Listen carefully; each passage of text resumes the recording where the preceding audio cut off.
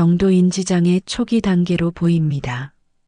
서울대학교 병원 신경과 진료실에서 이영숙 교수의 차분한 목소리가 울려 퍼졌다. 박순자는 의자에 단정히 앉아 진단서를 받아들며 마치 예상했던 일인 양담담한 표정을 지었다. 옆에 앉은 며느리 김미영은 안타까운 표정을 지으며 고개를 끄덕였지만 그 눈빛 깊숙한 곳에는 안도감이 스쳐 지나갔다. 앞으로 얼마나 진행될까요? 미영이 조심스럽게 물었다. 개인차가 있지만 적절한 관리를 받으시면 진행 속도를 늦출 수 있습니다. 다만 혼자 계시기는 어려울 것 같고요.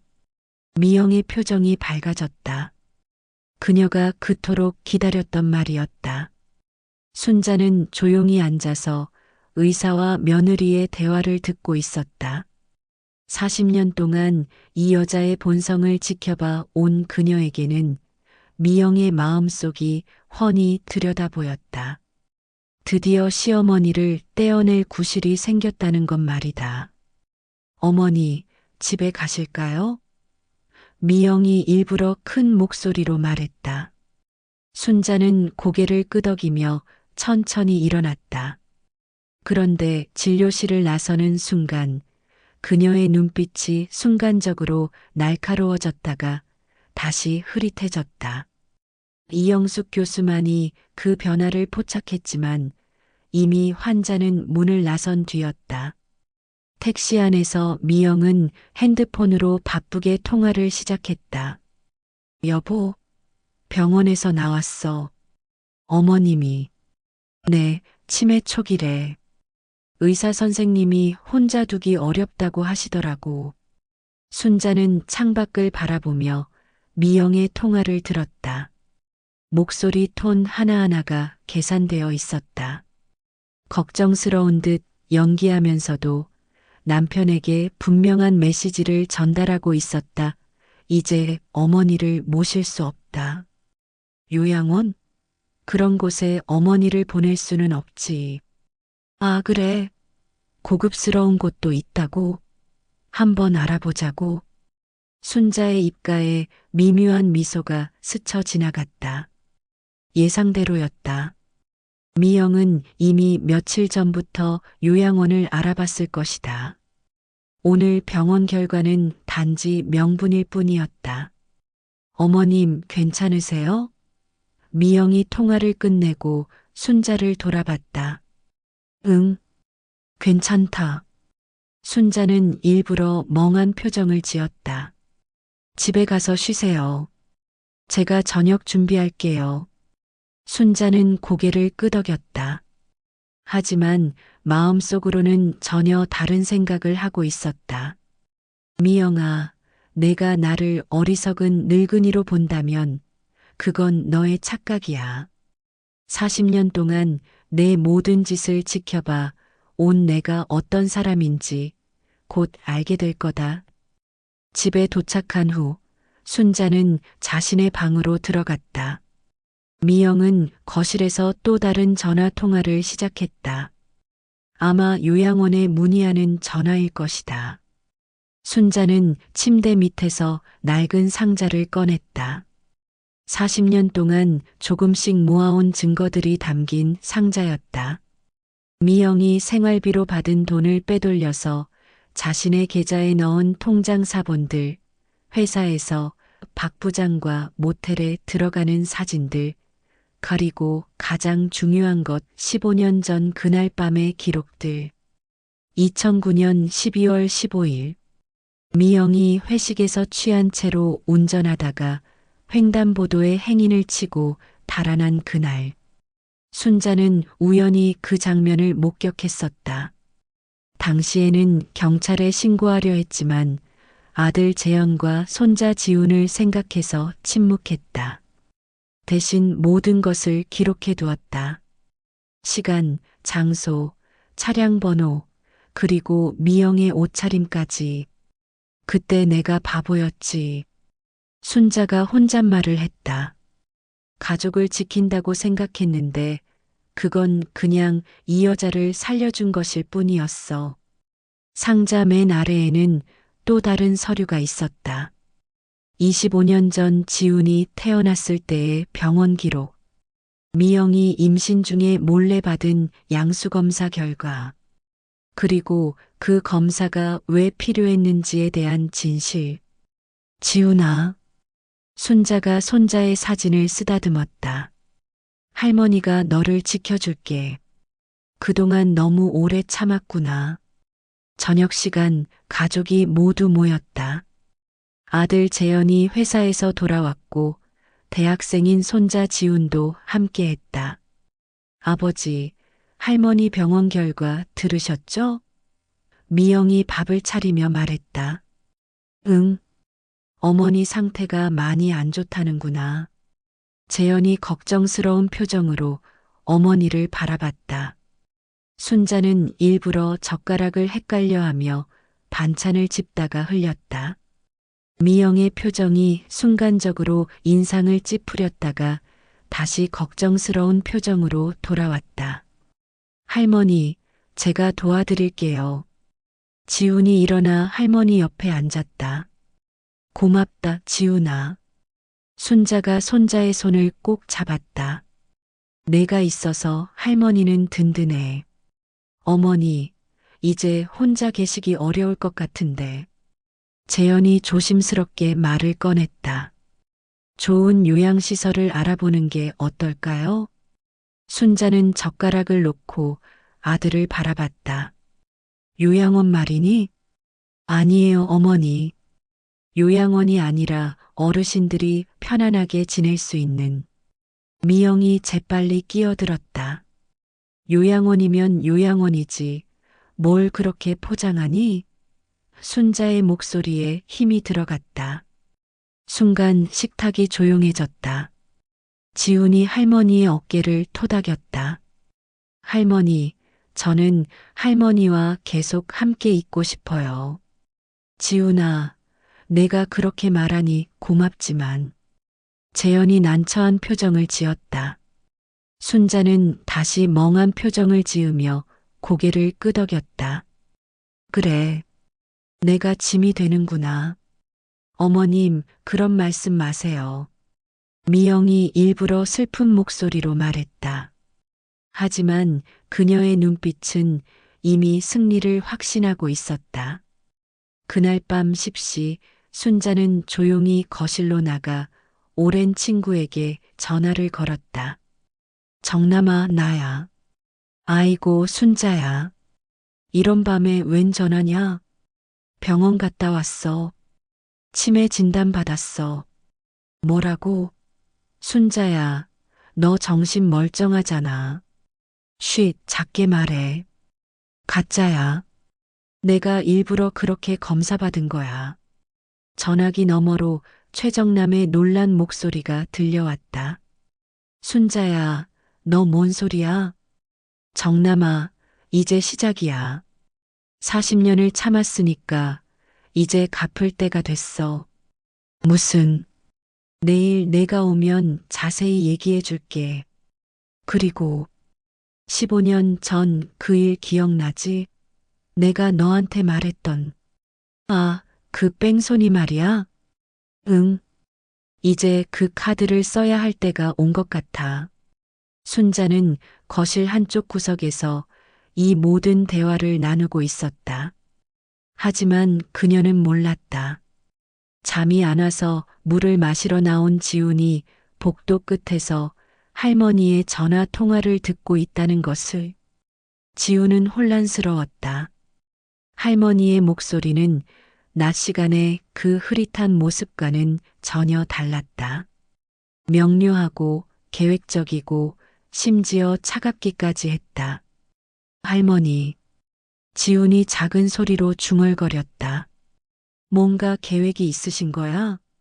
순자는 전화를 끊고 돌아서다가 손자와 눈이 마주쳤다. 순간 당황했지만 곧 평소의 할머니 표정으로 돌아갔다. 지훈아, 잠이 안 와서 나왔니? 네, 할머니. 물 마시러 나왔어요. 할머니는 누구랑 통화하셨어요? 순자는 잠시 망설이다가 손자에게 다가갔다.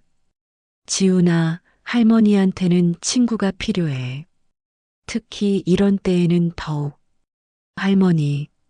지훈이 할머니의 손을 잡았다. 할머니는 정말 치매인 거예요? 순자는 손자의 순수한 눈을 바라보며 깊은 한숨을 쉬었다. 이 아이만은 다쳤으면 안 된다. 하지만 진실을 알려주기에는 아직 시기상조였다. 지훈아, 할머니는 괜찮다. 너무 걱정하지 마. 다만, 순자가 손자의 어깨에 손을 올렸다. 앞으로 일어날 일들에 대해서는 할머니를 믿어주면 좋겠어. 할머니가 하는 모든 일에는 다 이유가 있단다. 지우는 고개를 끄덕였지만 마음 한구석에는 불안함이 자리 잡았다. 할머니의 눈빛이 너무나 또렷했기 때문이었다. 그날 밤 순자는 침대에 누워 천장을 바라보며 마지막으로 생각했다. 미영아, 너는 나를 이용해서 편안한 삶을 살려고 했지만 이제는 내 차례야. 40년 동안 쌓인 빚을 갚을 시간이다. 창밖으로 차가운 12월 바람이 불어왔고 순자의 복수는 그렇게 조용히 시작되었다. 다음 날 오전 최정남이 순자의 집을 찾아왔다. 미영은 회사에 출근했고 재현도 직장에 나간 상황이었다. 집에는 순자와 정남 그리고 오후 수업을 듣기 위해 늦게 일어난 지훈만 있었다.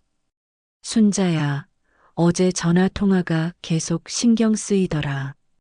정남이 거실에 앉으며 걱정스러운 표정을 지었다. 순자는 지훈이 부엌에서 라면을 끓이는 소리를 확인한 후 목소리를 낮춰 말했다. 정남아, 40년 동안 참았는데 이제 한계야. 그 여자가 나를 요양원에 보내려고 해. 하지만 순자야, 치매인 척하는 건 너무 위험하지 않아? 위험? 정남아, 내 인생이 이미 위험투성이었어. 40년 동안 저 여자 눈치 보며 살았는데 이제 내가 죽기 전에 진실을 밝혀야지. 순자는 정남에게 어제 꺼냈던 상자를 보여줬다. 정남은 그 안의 자료들을 보며 입을 다물지 못했다. 이걸 언제부터 모았어? 결혼 초부터야. 처음엔 그냥 불안해서 모은 거였어. 근데 시간이 지날수록 이 여자의 본성이 보이더라고. 특히 15년 전 그 사건 이후로는 확신했지. 정남이 뺑소니 사건 관련 메모를 보며 고개를 저었다. 그때 왜 신고하지 않았어? 재현이와 지훈이 때문이었지. 그런데 이제 보니까 내가 그 여자를 너무 봐준 것 같아. 지훈이는, 정남아, 지훈이는 사실, 그때 지훈이라면 그릇을 들고 거실로 나왔다. 할머니, 정남 할머니, 라면 더 끓여드릴까요? 아니야, 지훈아. 고마워. 순자가 손자를 보며 미소 지었다. 학교는 언제 가니? 이 시에 수업 있어요. 할머니, 오늘 컨디션은 어떠세요? 순자는 일부러 멍한 표정을 지었다. 응? 아, 괜찮다. 좀 머리가 아프긴 하지만. 지훈이 걱정스러운 표정으로 할머니를 바라본 후 자신의 방으로 들어갔다. 정남은 순자의 연기력에 감탄했다. 순자야, 너 정말 연기 잘한다. 40년 동안 며느리 앞에서 연기했는데 이제 조금 더 하는 게 뭐가 어려워? 지훈이 학교에 간 후 순자는 본격적으로 첫 번째 계획을 실행에 옮겼다. 미영이 아끼는 것들을 하나씩 파괴하기 시작했다. 먼저 거실에 있던 고가의 골동품 화분을 실수로 떨어뜨렸다. 정남이 깜짝 놀랐다. 순자야, 괜찮아? 아이고, 미안해. 손에 힘이 없어서. 순자가 일부러 떨리는 목소리로 말했다. 이거 미영이가 아끼던 거 아니야? 그래서 하는 거지. 순자의 눈빛이 차갑게 변했다. 이건 시작도 아니야. 오후에 미영이 퇴근하자 순자는 또 다른 사고를 연출했다. 미영의 중요한 회사 서류들이 들어있던 가방을 뒤져서 서류들을 쓰레기통에 버렸다. 어머님, 이게 뭐예요? 미영이 쓰레기통에서 젖은 서류들을 발견하고 소리쳤다. 그게 뭐지? 순자가 멍한 표정으로 대답했다. 이거 제 회사 중요한 계약서예요. 어떻게 이걸 버리셨어요? 미안하다. 나도 모르게. 순자가 고개를 푸겁게 떨었다.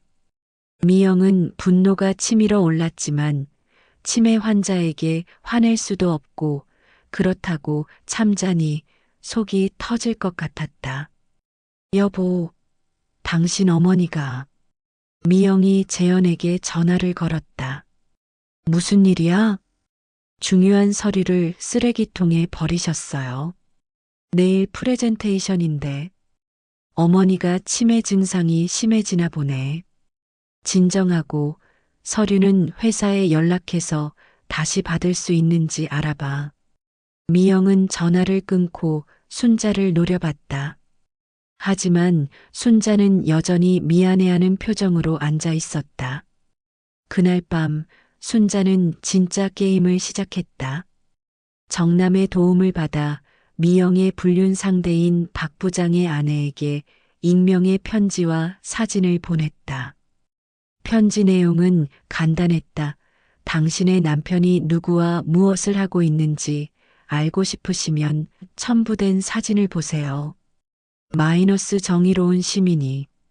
사진들은 순자가 몇 달 전부터 미영을 미행하면서 찍은 것들이었다.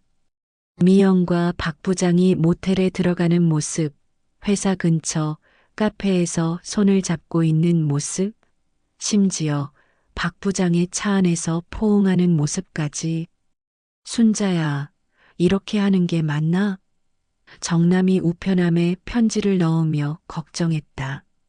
정남아, 불륜은 죄야. 내가 40년 동안 아들을 속인 죄보다 더 큰 죄지. 아들을 속였다는 게 나중에 얘기해 줄게. 지금은 이것부터 처리하자. 다음 날 오전 순자는 더욱 대담한 계획을 실행했다. 일부러 가스레인지에 불을 켜놓고 외출한 것처럼 연출했다. 물론 실제로는 위험하지 않도록 미리 계산된 상황이었다. 미영이 점심시간에 집에 들렀을 때 가스 냄새를 맡았다. 어머님, 어머님. 미영이 황급히 가스를 끄고 환기를 시켰다. 순자는 마치 잠에서 깬 것처럼 방에서 나왔다. 왜 그래? 가스를 켜놓고 주무셨어요. 정말 위험한 일이 날 뻔했어요. 가스? 내가 언제? 미영은 손이 떨렸다. 이제 정말 시어머니를 혼자 둘 수 없는 상황이 되었다. 그날 저녁 재현이 회사에서 일찍 들어왔다. 어머니, 오늘 가스 사건이 있었다면서요? 가스 사건? 순자가 고개를 갸웃했다. 여보, 어머님이 기억을 못하세요. 미영이 재현에게 눈빛을 보냈다. 이제 결정해야 할 때라는 신호였다. 어머니, 재현이 순자의 손을 잡았다. 이제 정말 혼자 계시기 어려울 것 같아요. 좋은 곳을 알아봤는데. 요양원 말이니? 순자가 슬픈 표정을 지었다. 어르신 전용 아파트 같은 곳이에요. 간병인도 있고 의료진도 상주하고. 순자는 고개를 끄덕였다. 그래, 내가 집만 되는구나. 미영의 입가에 만족스러운 미소가 스쳤다. 같은 시각 미영의 직장에서는 큰 사건이 터졌다. 박 부장의 아내가 회사에 직접 찾아온 것이다. 여기 김미영 대리 있나요? 박 부장의 아내 송 여사가 접수대에서 큰 소리로 물었다. 누구세요? 박 부장 아내요. 우리 남편이랑 불륜 저지르는 여자 찾으러 왔어요. 사무실이 순식간에 조용해졌다. 모든 직원들의 시선이 미영에게 집중됐다. 뭔 소리예요? 미영이 당황해했다. 송 여사가 사진들을 책상 위에 던졌다. 이게 뭔 소리인지 모르겠어요? 당신이 우리 남편이랑 모텔에 다니는 걸 모르는 줄 알았어요? 미영의 얼굴이 하얗게 변했다. 동료들은 수군거리기 시작했다. 송 여사님, 진정하시고 사무실에서 나가주세요. 박 부장이 황급히 뛰어와 아내를 말렸다. 당신도 가만히 있어. 집에 가서 얘기해. 결국 경비가 와서 송 여사를 밖으로 내보냈지만 이미 회사 전체에 소문이 퍼진 상황이었다. 인사팀장이 미영을 불러들였다. 김대리, 이게 사실인가요? 아니에요. 오해예요. 하지만 사진이. 미영은 변명할 말을 찾을 수 없었다. 점심시간에 급하게 집에 들른 것도 이 일 때문이었다. 저녁 시간 지훈이 학교에서 돌아왔을 때 집안 분위기가 이상했다. 할머니, 오늘 무슨 일 있었어요? 글쎄다. 잘 모르겠어. 순자가 일부러 멍한 표정을 지었다. 엄마는 왜 저렇게 스트레스 받아 보여요? 미영은 거실 소파에서 한숨을 푹푹 쉬며 핸드폰을 만지작거리고 있었다. 지훈아, 할머니 상태가 많이 안 좋아지신 것 같아. 재현이 아들을 불러 앉혔다. 무슨 말이에요? 오늘 가스 사고가 날 뻔했어. 그리고 어제는 엄마 중요한 서류도 버리시고. 지훈은 할머니를 바라봤다. 하지만 낮 시간의 할머니와 어젯밤 전화하던 할머니의 모습이 너무 달랐다. 뭔가 이상했다.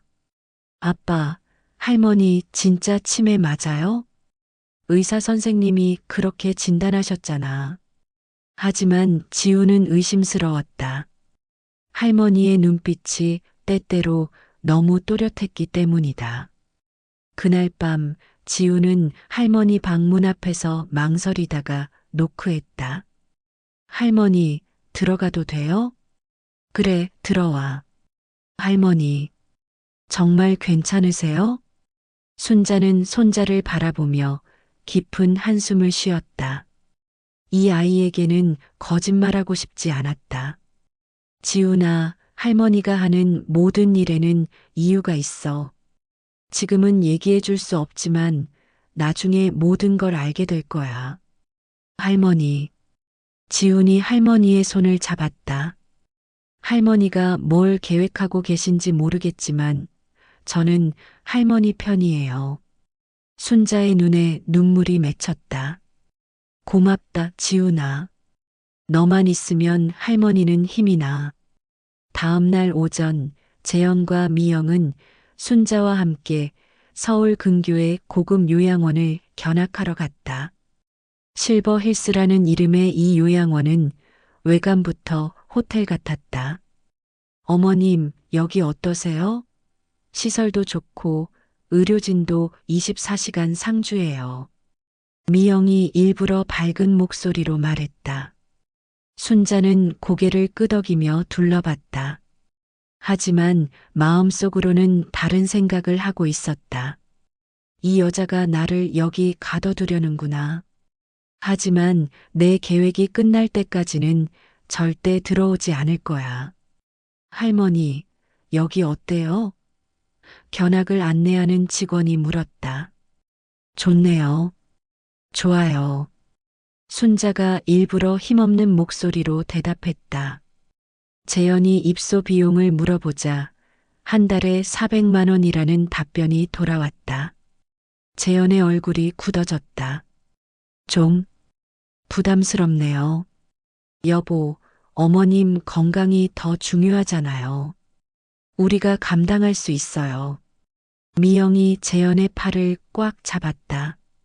순자는 이 모습을 보며 냉소를 머금었다. 미영이 얼마나 자신을 떼어내고 싶어 하는지가 적나라하게 드러나는 순간이었다. 오후에 집으로 돌아온 후 미영이 마트에 간 사이 정남이 다시 찾아왔다. 순자는 마침내 친구에게 가장 큰 비밀을 털어놓을 준비가 되어 있었다. 정남아, 너는 지훈이가 언제 태어났는지 기억하지? 응, 25년 전이지. 왜? 미영이가 재현이와 결혼한 게 언제야? 26년 전이었나? 아, 결혼하고 1년 만에 지훈이가 태어났지. 순자가 깊은 한숨을 쉬었다. 정남아, 지훈이는 재현이 아들이 아니야. 뭐라고? 정남이 깜짝 놀라 소리쳤다. 조용히 해. 미영이가 결혼 전에 다른 남자와 사귀었어. 그런데 그 남자가 이미 유부남이었던 거야. 임신한 걸 알고 나서 그 남자는 책임지지 않으려고 했고, 그래서 미영이가 나한테 울면서 빌더라. 재현이와 결혼하게 해달라고. 자기가 임신한 사실은 절대 비밀로 해달라고. 정남은 충격에 빠져 말을 잇지 못했다. 나는 그때 어렸어. 아들이 좋아하는 여자니까, 그리고 태어날 아이도 불쌍하고. 그래서 비밀로 해줬어. 그럼 재현이는 지금도 몰라? 당연히 몰라. 지훈이도 모르고. 오직 나와 미영이만 알고 있는 비밀이지. 순자야. 그럼 25년 동안 혼자 이 비밀을. 정남아, 내가 왜 미영이를 좋아할 수 없었는지 이제 알겠지? 그 여자는 우리 가족을 속이고 들어온 거야. 하지만 지훈이는 죄가 없으니까. 나는 40년 동안 참았어. 정남이 고개를 저었다. 순자야, 이건 너무 큰 비밀이야. 그래서 이제 폭탄을 터뜨리려는 거야. 15년 전 뺑소니 사건과 함께 같은 시각 대학에서 수업을 마치고 집에 돌아온 지우는 할머니 방이 비어 있는 것을 확인하고 몰래 들어갔다. 최근 할머니의 이상한 행동들 때문에 뭔가 단서를 찾고 싶었다.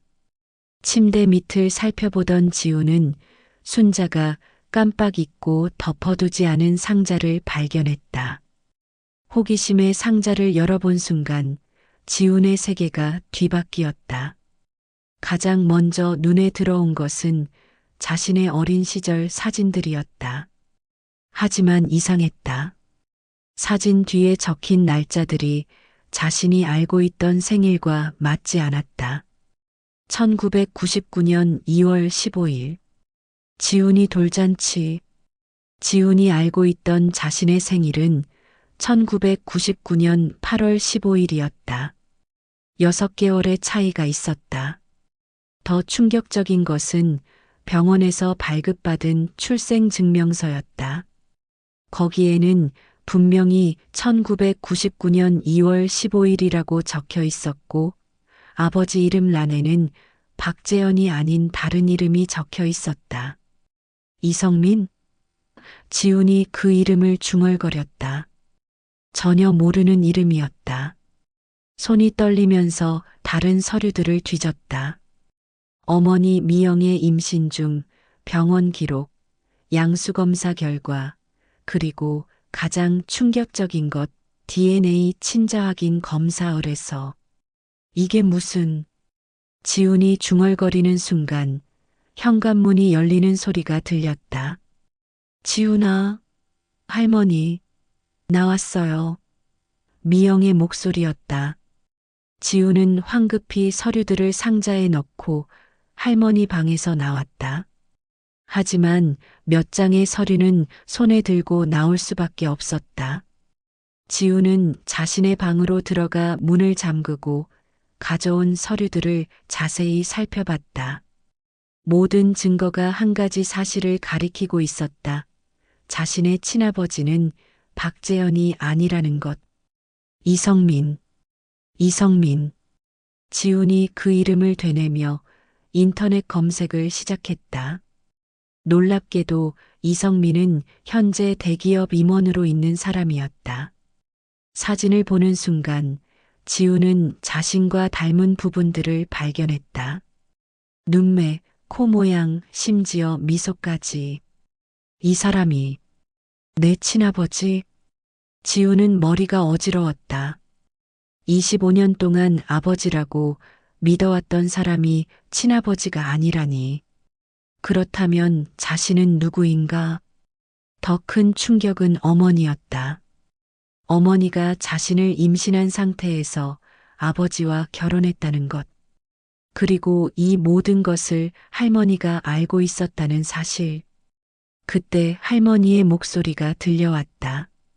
지훈아, 저녁 먹자. 지훈은 서류들을 책상 서랍에 숨기고 거실로 나갔다. 할머니를 보는 순간 감정이 복잡해졌다. 할머니. 지훈이 떨리는 목소리로 불렀다.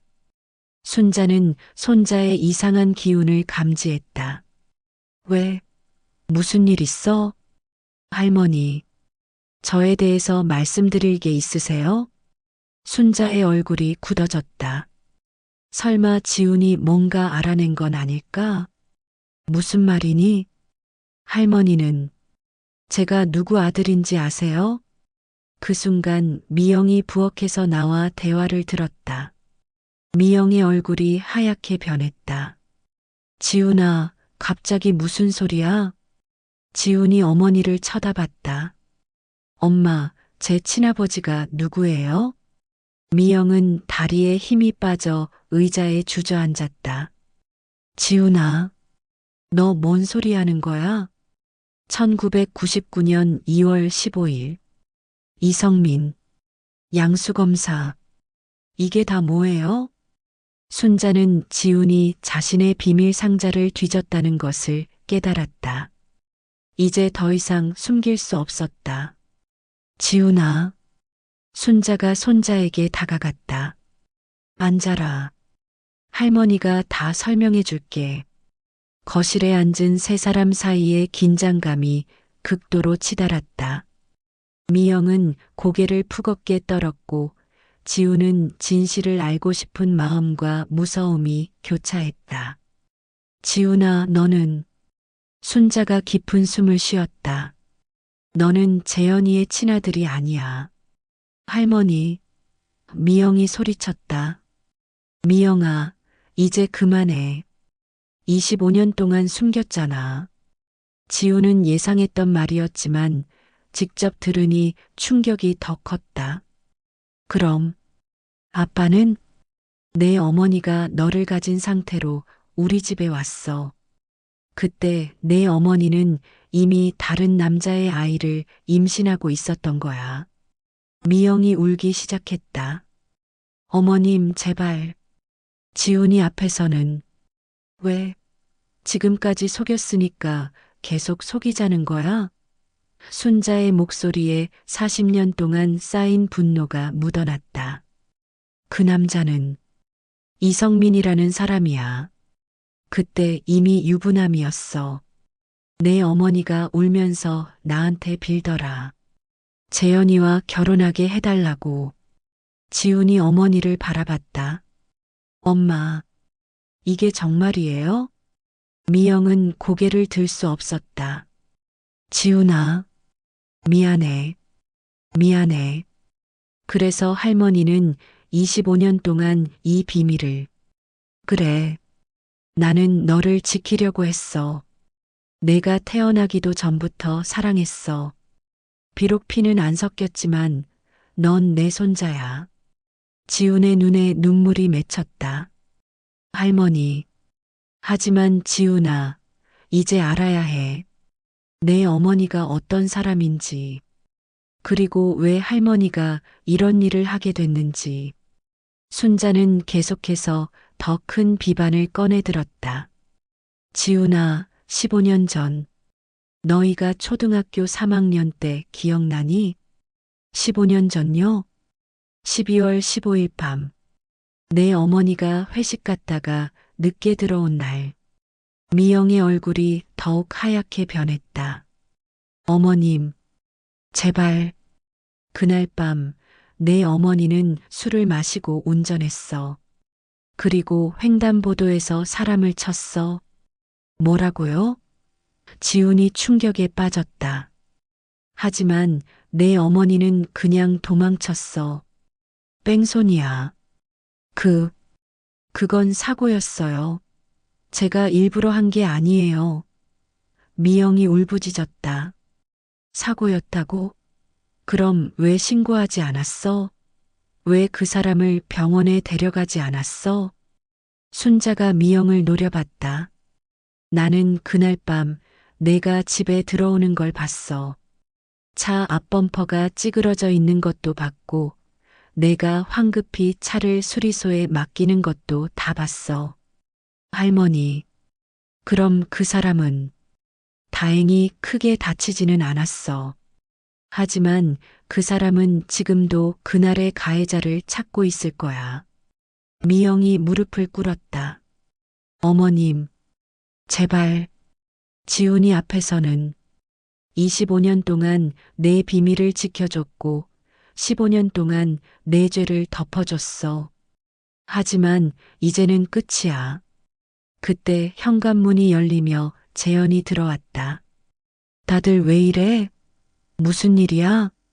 재현은 울고 있는 아내와 충격에 빠진 아들, 그리고 냉정한 표정의 어머니를 보며 상황을 파악하려 했다. 여보, 미영이 남편을 보며 더욱 울었다. 재현아, 앉아라. 순자가 아들을 불렀다. 너도 알아야 할 때가 됐어. 어머니, 무슨. 지훈이는 내 아들이 아니야. 재현은 순간 무슨 말인지 이해하지 못했다. 어머니, 갑자기 무슨 소리예요? 25년 전 미영이가 다른 남자의 아이를 임신한 상태로 너와 결혼했어. 재현의 얼굴에서 피가 싹 빠졌다. 뭐라고요? 미안해요. 여보, 미안해요. 미영이 남편의 발 앞에 엎드렸다. 재현은 지훈을 바라봤다. 25년 동안 자신의 아들이라고 믿어왔던 그 아이를, 그리고 아내를 바라봤다. 25년 동안 자신을 속여온 그 여자를. 이게 정말이야? 순자가 상자에서 DNA 검사 의뢰서를 꺼내 아들에게 보여줬다. 여기 다 증거가 있어. 재현은 그 자리에 주저앉았다. 그럼 지금까지 25년 동안 속아서 산 거야. 나만 알고 있었어. 어머니는 왜 말씀 안 하셨어요? 처음에는 지훈이 때문이었어. 아이에게는 죄가 없으니까. 그런데 시간이 지날수록 이 여자의 본성을 보게 됐어. 순자는 뺑소니 사건까지 재현에게 모두 털어놓았다. 재현은 자신이 알고 있던 모든 것이 거짓이었다는 사실에 절망했다. 거실은 완전한 침묵에 빠졌다. 미영은 계속 울고 있었고 재현은 멍하니 앉아 있었으며 지우는 충격에서 벗어나지 못하고 있었다. 아빠, 지훈이 재현을 불렀다. 재현은 지훈을 바라보며 복잡한 감정에 빠졌다. 25년 동안 사랑으로 키운 아이였지만 이제는 자신의 아들이 아니라는 것을 알았다. 지훈아, 재현의 목소리가 떨렸다. 저는 어떻게 해야 해요? 순자가 손자에게 다가가 어깨를 감싸 안았다. 지훈아, 너는 아무 잘못이 없어. 내가 누구 아들이든 할머니에게는 소중한 손자야. 하지만 아빠는. 재현이 고개를 들었다. 지훈아, 아빠도 모르겠다. 시간이 필요해. 미영이 남편에게 매달렸다. 여보, 제발, 용서해줘요. 지훈이는 잘못이 없어요. 용서? 재현이 아내를 밀쳐냈다. 25년을 속이고 뺑소니까지 저질러 놓고 용서를 바래. 그때 순자가 최후의 카드를 꺼냈다. 재현아, 그리고 지훈아, 너희가 알아야 할 게 하나 더 있어. 더요? 지훈이 떨리는 목소리로 물었다. 내일 경찰서에 신고할 거야. 15년 전 뺑소니 사건. 미영이 비명을 질렀다. 어머님, 안 돼요. 왜 안 돼? 죄를 지었으면 벌을 받아야지. 제발, 지훈이 생각해서라도. 지훈이 생각하니까 이제라도 진실을 밝히는 거야. 순자는 가족들을 둘러보며 마지막으로 말했다. 40년 동안 참았어. 이제 끝이야. 각자 자신의 선택에 책임져. 그날 밤 박재현의 집은 완전히 무너져 내렸다. 25년간 쌓아온 모든 것이 한순간에 허물어졌다. 하지만 순자에게는 이것이 끝이 아니었다. 진짜 복수는 이제부터 시작이었다. 그날 밤 박재현의 집은 죽음의 침묵에 잠겼다. 거실에서 벌어진 충격적인 고백 이후 가족 구성원들은 각자의 방으로 흩어져 밤을 새웠다. 미영은 침실에서 소파에 누워 눈물을 쏟아내며 재현을 기다렸지만 재현은 서재에서 나오지 않았다. 25년간의 결혼 생활이 거짓이었다는 사실에 그는 완전히 무너져 있었다. 지우는 자신의 방에서 천장을 바라보며 혼란스러운 마음을 정리하려 했다. 내가 누구지? 이성민이라는 사람이 내 친아버지라고? 그럼 지금까지 내가 살아온 인생은 뭐였지? 순자만이 유일하게 평온해 보였다. 40년 동안 가슴에 담아둔 비밀을 모두 털어놓은 후 그녀는 마침내 진정한 해방감을 느끼고 있었다. 새벽 5시 순자는 조용히 일어나 정남에게 전화를 걸었다. 정남아, 나야. 늦은 시간에 미안해. 순자야, 무슨 일이야? 목소리가 어젯밤에 다 말했어. 지훈이한테도 재현이한테도. 뭐, 벌써? 응. 이제 마지막 카드만 남았어. 오늘 경찰서 갈 거야. 순자야, 정말로 신고할 거야? 15년을 기다렸잖아. 이제 정의를 실현할 때야. 오전 8시 가족들이 하나둘 거실로 나왔다. 어제와는 완전히 다른 분위기였다. 재현은 붓기 가라앉지 않은 얼굴로 나타났고 미영은 밤새 운 탓에 얼굴이 퉁퉁 부어 있었다. 좋은 아침. 순자가 평온한 목소리로 인사했다. 아무도 대답하지 않았다. 지훈이 조심스럽게 입을 열었다. 할머니, 정말 오늘 경찰서에 가실 거예요? 그래. 늦어도 오늘 오후에는 갈 거야. 미영이 순자 앞에 무릎을 꿇었다. 어머님, 제발 한 번만 용서해 주세요. 제가 잘못했어요. 용서? 순자가 차갑게 웃었다. 25년 동안 우리 가족을 속이고 15년 동안 뺑소니, 죄를 숨기고 40년 동안 나를 무시해 놓고 이제 와서 용서를 바라. 어머님, 미영아, 너는 지금까지 내가 바보인 줄 알았지? 치매 걸린 무력한 늙은이라고 생각했고, 순자의 목소리에 40년간 쌓인 분노가 폭발했다. 내가 언제 너를 무시했나요? 미영이 억지로 변명했다. 언제? 매일이야. 내 앞에서는 공손한 척하면서 뒤에서는 요양원 알아보고 내 생활비 빼돌리고 내 음식에 수면제 타고 수면제를 놀랐어? 내가 모르는 줄 알았나?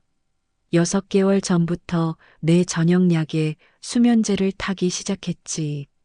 내가 일찍 자고 나면 재현이와 요양원 상담하려고. 재현이 아내를 쳐다봤다. 미영아, 그게 정말이야? 미영은 더 이상 변명할 수 없었다. 오후 2시 순자는 정남과 함께 종로 경찰서를 찾았다. 담당 형사는 15년 전 사건을 신고하러 온 70대 노인을 의아해했다. 할머니, 15년 전 사건을 지금 신고하신다고요? 네. 그때는 가족 때문에 말하지 못했는데 이제는 진실을 밝혀야겠어서요. 순자는 차분하게 15년 전 그날 밤의 상황을 진술했다. 시간, 장소, 차량 번호, 가해자의 인적 사항까지 정확했다. 증거가 있으시나요? 순자가 가방에서 사진들을 꺼냈다. 미영이 사고 당일 몰고 온 차의 손상 부위, 다음 날 수리소에 맡기는 모습, 그리고 수리 영수증까지. 이걸 15년 동안 보관하셨다고요? 네. 언젠가는 진실이 밝혀져야 한다고 생각했어요. 형사는 놀라움을 감추지 못했다. 그럼 가해자는 제 며느리예요. 김미영. 형사실이 순간 조용해졌다. 할머니, 며느리를 신고하시는 건가요? 죄를 지었으면 벌을 받아야죠.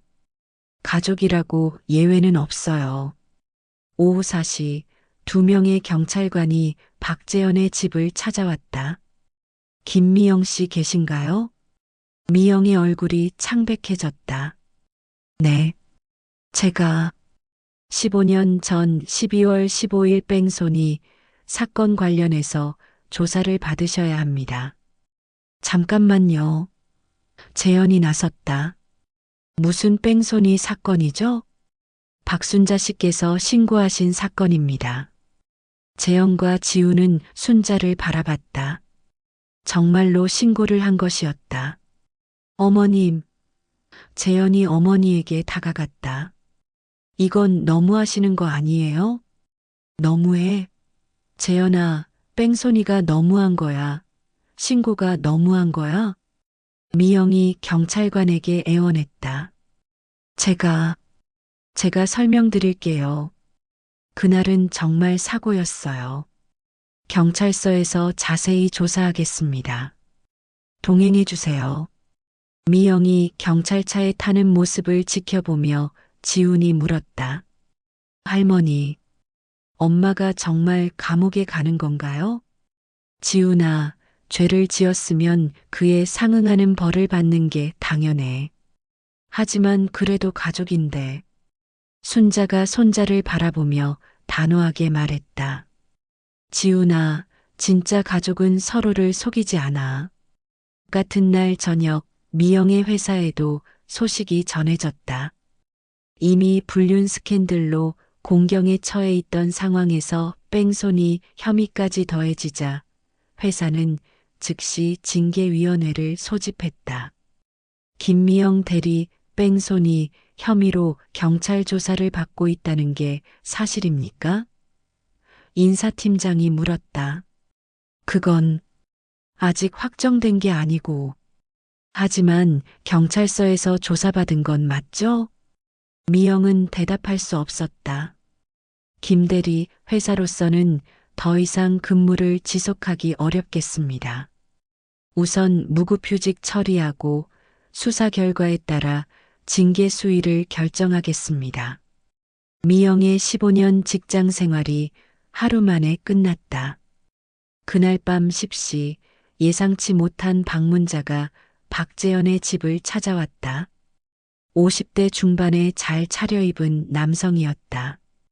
죄송합니다. 이성민이라고 하는데 지훈이를 만날 수 있을까요? 재영과 지우는 그 이름을 듣는 순간 충격에 빠졌다. 이성민? 재현이 되물었다. 네. 25년 전 미영 씨와 관계가 있었던 사람입니다. 순자가 현관으로 나왔다. 들어오세요.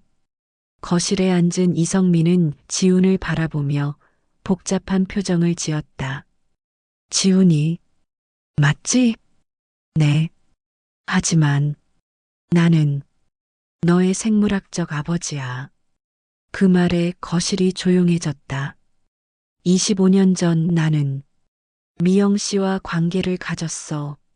하지만 그때 나는 이미 결혼한 상태였고, 그래서 책임지지 않으셨군요. 순자가 차갑게 말했다. 죄송합니다. 당시에는 어렸고 무책임했습니다. 이성민이 지훈에게 다가갔다. 지훈아, 나는 25년 동안 너의 존재를 몰랐어. 최근에 어떤 경로를 통해 알게 됐어. 어떤 경로요? 익명의 편지가 왔어. 내 출생 증명서 사본과 함께 모든 시선이 순자에게 집중됐다. 할머니, 설마. 순자가 미소를 지었다. 지훈아, 내게는 친아버지를 만날 권리가 있어. 3일 후 이성민이 의뢰한 DNA 검사 결과가 나왔다. 99.9% 친자 관계가 확인됐다. 지훈아, 이성민이 검사 결과를 보며 눈물을 흘렸다. 정말 미안하다. 25년 동안 지훈은 복잡한 마음이었다. 갑자기 나타난 친아버지, 그것도 현재 대기업 임원인 성공한 사람이었다. 아버지라고 불러야 하나요? 지훈아, 억지로 할 필요 없어. 나는 25년 동안 너에게 아무것도 해주지 못했으니까. 그럼, 이제 어떻게 되는 거예요? 이성민이 재현을 바라봤다. 재현 씨, 25년 동안 내 아들을 키워주셔서 고맙습니다. 재현은 복잡한 표정이었다. 저도 지훈이를 사랑으로 키웠습니다. 그걸 알아요. 그래서 더욱 죄송합니다. 순자가 끼어들었다. 이성민 씨, 지금 와서 아버지 행세를 하려고 하시는 건 아니죠? 아니요. 다만, 지훈이가 원한다면 도움이 되고 싶습니다. 한편 미영은 경찰 조사에서 15년 전 뺑소니 사실을 모두 자백했다. 증거가 워낙 확실했기 때문에 부인할 수도 없었다. 피해자는 다행히 큰 부상을 입지 않았지만 뺑소니는 엄연한 범죄입니다. 검사가 말했다. 제가 벌금을 낼게요. 제발. 15년이 지났지만 공소시효는 아직 끝나지 않았습니다. 그리고 최근 음주운전 뺑소니에 대한 처벌이 강화됐거든요. 미영은 결국 징역 1년에 집행유예 2년을 선고받았다. 법정에는 순자만 방청석에 앉아 있었다. 피고인 김미영은 15년 전 음주운전으로 보행자를 충격한 후 현장을 이탈한 것이 인정됩니다. 판사의 선고를 들으며 미영은 완전히 무너졌다. 미영이 집에 돌아왔을 때 현관 앞에는 이혼 조정 신청서가 놓여 있었다. 재현이 법원에 접수한 것이었다. 여보, 미영이 재현을 찾아 방으로 뛰어갔다. 미영아, 더 이상 같이 살 수 없어. 여보, 제발. 한 번만 용서해줘. 지훈이 때문이라도. 지훈이는 이제 내 아들이 아니잖아. 그리고 너는 내가 알던 사람이 아니야. 재현의 목소리는 차가웠다. 25년 동안 나를 속이고 15년 동안 범죄를 숨기고 어떻게 믿고 살아? 미영은 재현의 발에 매달렸다. 제발, 다시 시작해요. 제가 달라질게. 늦었어. 이미 너무 늦었어. 그날 밤 순자는 정남과 함께 차를 마시며 그간의 일들을 정리했다. 순자야, 정말 대단해. 40년 복수를 해낸 거야. 복수? 순자가 고개를 저었다. 이건 복수가 아니야, 정남아. 그럼 뭐야? 정의야. 그동안 감춰져 있던 진실이 드러난 거지. 그래도 미영이는 완전히 망가졌잖아. 자업자득이야. 25년 동안 거짓말로 쌓은 인생이 무너진 것뿐이지. 순자가 창밖을 바라보며 말했다. 정남아, 나는 이제 평화로워. 40년 동안 가슴에 맺힌 한이 풀렸어. 지훈이는 어떻게 할 거야? 지훈이는 이제 선택해야지. 재현이와 계속 아버지 마이너스 아들로 지낼 건지 아니면 친아버지와 새로운 관계를 만들어갈 건지. 너는 뭘 바라? 지훈이가 행복하면 그걸로 된 거야. 하지만 순자도 예상하지 못한 일이 벌어졌다. 다음 날 아침 이성민이 다시 집을 찾아왔는데 이번에는 50대 여성을 동반했다. 지훈아, 소개할 사람이 있어. 안녕하세요.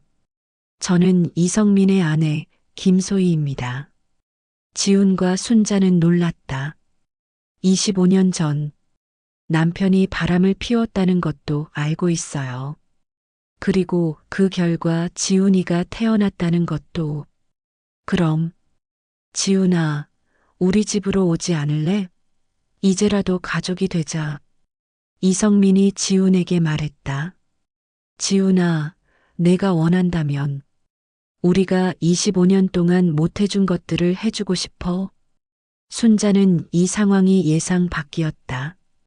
지훈이가 정말로 친아버지 쪽으로 갈 수도 있다는 생각을 하지 못했다. 지훈아. 순자가 손자를 불렀다. 지훈은 할머니와 친아버지 부부, 그리고 방에서 나오지 않는 재현 아버지까지 생각하며 깊은 고민에 빠졌다. 저는 시간이 필요해요. 당연하지. 천천히 생각해봐. 이성민이 명함을 남겼다.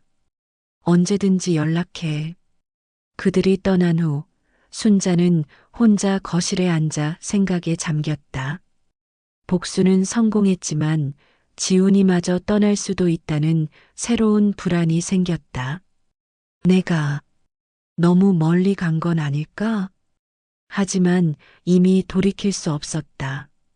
순자의 복수는 절정에 달했고 이제 그 결과를 받아들여야 할 때였다. 일주일이 흘렀다. 지훈은 그 시간 동안 깊은 고민에 잠겨 있었다. 이성민 부부는 매일같이 연락했고 재현은 여전히 방에서 나오지 않았으며 미영은 친정으로 짐을 싸서 떠났다. 할머니, 지훈이 순자에게 다가왔다. 제가 결정했어요. 순자는 긴장한 표정으로 손자를 바라봤다.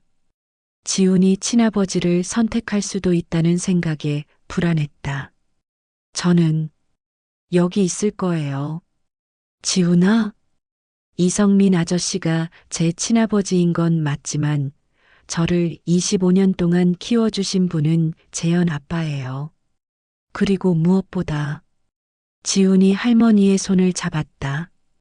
할머니가 계시는 곳이 제 집이에요. 순자의 눈에 눈물이 맺혔다. 지훈아, 할머니, 제가 할머니 편이라고 했잖아요. 할머니가 40년 동안 참으면서 저를 지켜주셨는데 이제 제가 할머니를 지킬 차례예요. 그때 재현이 방에서 나왔다.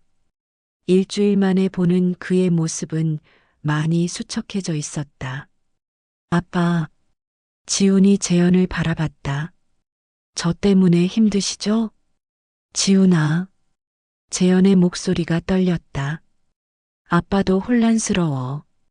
25년 동안 너를 내 아들이라고 생각했는데. 아빠, 저도 25년 동안 아빠를 아빠라고 생각했어요. 그게 바뀔까요? 재현이 지훈을 바라보며 복잡한 감정에 빠졌다. 아빠, 저는 아빠의 아들이에요. 피가 섞이지 않았어도 사랑으로 키워주셨으니까요. 재현의 눈에서 눈물이 흘러내렸다. 지훈아, 고맙다. 순자는 이 장면을 보며 마음이 따뜻해졌다. 자신의 복수가 가족을 파괴했지만 진짜 사랑은 살아남았다는 것을 깨달았다. 다음 날 이성민이 마지막으로 집을 찾아왔다. 지훈의 결정을 듣기 위해서였다. 지훈아, 생각은 해봤니? 네. 저는 여기 남기로 했어요. 이성민의 얼굴에 실망감이 스쳐갔지만 곧 이해한다는 표정으로 바뀌었다. 그렇게 결정했구나. 아쉽지만 내 선택을 존중할게. 죄송해요. 아버지. 아니야, 지훈아. 미안한 건 나야. 25년 전에 책임져야 했는데. 이성민이 재현에게 다가갔다. 재현 씨, 정말 고맙습니다. 제가 못다한 아버지 역할을 해주셔서 저도 지훈이 덕분에 좋은 아버지가 될 수 있었어요. 이성민이 지훈에게 마지막으로 말했다. 지훈아, 언제든지 마음이 바뀌거나 도움이 필요하면 연락해. 나는 항상 내 편이야. 고맙습니다. 아버지. 이성민이 떠난 후 집안은 다시 조용해졌다. 하지만 이제는 무겁고 어두운 침묵이 아니라 평온하고 따뜻한 정적이었다. 한 달 후 미영이 집 앞에 나타났다. 집행유예 기간 중이라 함부로 돌아다닐 수는 없었지만 가족을 만나고 싶어서 몰래 온 것이었다. 지훈아. 미영이 현관 앞에서 아들을 불렀다. 지훈이 문을 열었을 때 미영은 완전히 다른 사람이 되어 있었다. 살도 많이 빠지고 머리도 허옇게 새어 있었다. 엄마. 지훈아, 엄마가 미안해. 정말 미안해. 미영이 눈물을 흘리며 아들에게 매달렸다. 엄마 때문에 내가 얼마나 힘들었을지. 엄마가 잘못했어. 순자가 현관으로 나왔다. 뭐 하러 왔어? 어머님, 제발 용서해 주세요. 제가 정말 잘못했어요. 용서? 순자가 냉정하게 말했다. 25년을 속이고 내 손자의 인생을 망가뜨린 내가 용서를 바라. 어머님, 저는 이제 아무것도 없어요. 남편도 직장도 미래도. 지훈이만은 제발. 지훈이는 내가 포기할 권리가 있는 아이가 아니야. 그때 지훈이 어머니와 할머니 사이에 섰다. 엄마, 저는 엄마를 미워하지 않아요. 지훈아? 하지만 엄마가 저지른 잘못들 때문에 모든 게 바뀌었어요. 이제 저는 여기서 할머니, 아빠와 함께 새로운 시작을 할 거예요. 지훈아, 엄마도 함께. 안 돼요, 엄마. 엄마는 엄마 인생을 새로 시작하세요. 미영은 절망에 빠졌다. 마지막 희망마저 사라진 것이었다. 그럼, 이제 정말 끝인 거니? 순자가 대답했다. 미영아, 끝이 아니라 시작이야. 이제라도 진실하게 살아봐. 미영이 떠난 후 순자, 재현, 지우는 새로운 가족 관계를 정립해 나갔다. 재현은 이혼 절차를 마무리했고 지우는 대학교에서 새로운 각오로 공부에 매진했다. 할머니, 이제 치매 연기 안 하셔도 되죠? 지훈이 장난스럽게 물었다. 그래, 이제 할머니는 진짜 할머니로 살 거야. 하지만 할머니, 정말 무섭더라고요. 40년 계획이라니. 순자가 웃었다. 지훈아, 그건 계획이 아니었어. 그냥 참고 참다가 터진 거지. 그래도 대단해요. 모든 증거를 40년 동안 모으고 그게 바로 여자의 힘이야. 순자가 손자의 머리를 쓰다듬었다. 재현도 점차 일상을 회복해 나갔다. 처음에는 지훈을 보면 복잡한 감정이 들었지만 시간이 지날수록 25년간의 사랑이 더 강하다는 것을 깨달았다. 지훈아, 아빠가 미안해. 뭐가 미안해요? 내가 내 친아들이 아니라는 걸 알고 나서 잠깐 흔들렸어. 당연한 거예요, 아빠. 저도 충격이었는걸요. 하지만 이제 확신해. 넌 내 아들이야. 앞으로도 계속. 그로부터 몇 달 후, 순자에게는 예상치 못한 일이 벌어졌다. 병원에서 정기검진을 받던 중 이영숙 교수가 이상한 소식을 전해온 것이다. 박순자 씨, 혹시 최근에 기억력에 문제가 있으시나요? 네. 왜요? 검사 결과를 보니 실제로 경도인지장의 초기 증상이 나타나고 있어요. 순자는 놀랐다. 그게 정말이에요? 네. 몇 개월 전에는 가짜였지만 이제는 진짜가 될 수도 있어요. 순자는 집에 돌아와서 깊은 생각에 빠졌다. 아이러니하게도 치매 연기를 하다가 정말로 치매가 올 수도 있다니. 할머니, 무슨 일 있어요? 지훈이 할머니의 표정을 보고 물었다. 지훈아, 할머니가 정말로 치매에 걸릴 수도 있대. 네. 순자는 병원에서 들은 말을 지훈에게 털어놓았다. 할머니, 그럼 어떻게 해요? 글쎄다. 아이러니하지. 가짜 치매로 복수했는데 이제 진짜 치매가 올 수도 있다니. 하지만 순자는 두렵지 않았다. 40년 동안 품어온 한이 모두 풀렸기 때문이었다. 지훈아, 만약 할머니가 정말 치매에 걸린다면 그때는 진짜로 돌봐줄 거지? 당연하죠, 할머니. 할머니가 저를 지켜주셨듯이 이제 제가 할머니를 지켜드릴 거예요. 한편 미영은 친정에서 조용히 지내고 있었다. 집행유예 기간이라 조심스럽게 살아야 했지만 그보다는 자신이 저지른 일들에 대한 후회가 더 컸다. 어느 날 미영은 15년 전 뺑소니 사건의 피해자를 찾아갔다. 다행히 크게 다치지 않았던 그 사람은 현재 작은 가게를 운영하고 있었다. 죄송합니다. 15년 전에 제가, 그때 그 사건. 피해자가 미영을 바라봤다. 정말 죄송합니다. 뒤늦게라도 사죄드리고 싶어서. 미영은 무릎을 꿇고 진심으로 사과했다.